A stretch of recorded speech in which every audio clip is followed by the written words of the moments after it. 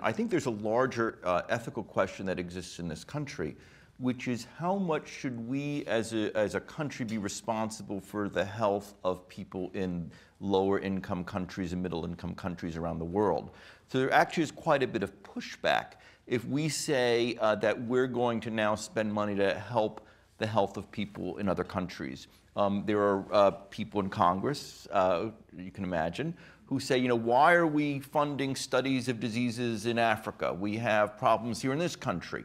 And I think that, as Joanne said, Obama, I think, correctly framed this as not just a health issue, but it is a global peace issue, a global security issue, it's an economic issue, because if you have epidemics raging out of control in parts of Africa, that could lead to political instability, economic instability, et cetera, et cetera.